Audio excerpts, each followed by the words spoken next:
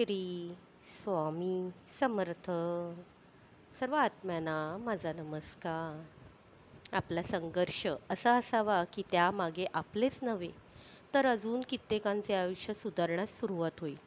तेव्हा खरं आपण आपल्या आईची लेकरं शोभून दिसू. आई देखील नेहमी हेच सांगते की फक्त आपलाच नाही तर इतरांचा देखील विचार करा. आणि जो स्वतःसोबत इतरांचा विचार करतो तोच आईच्या अधिक जवळ असतो. आईच्या नावाखाली उगीच थोटाण करतात अशी माणसं कळत नकळत आईपासून दूर होतात. म्हणूनच आईचं नामस्मरण करताना मनात किंतु परंतु किंवा स्वार्थी भाव ठेवून करणं योग्य ठरणार नाही.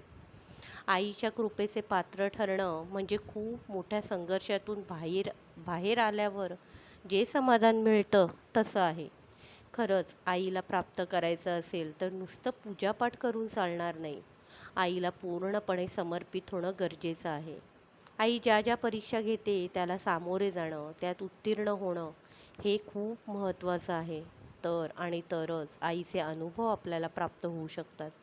आई नामात असे लीन होऊन जा की आपल्याला असा विश्वास असला पाहिजे की सगळ्या ठिकाणी आई आपल्यासोबत आहे.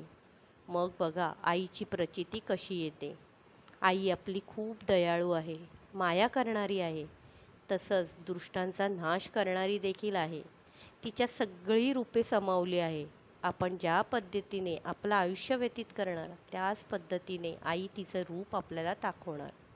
म्हणूनच आपण आपलं मन स्वच्छ निर्मळ ठेवून व माणुसकी धर्माचं पालन करत आयुष्य व्यतीत करणं खूप गरजेचं आहे.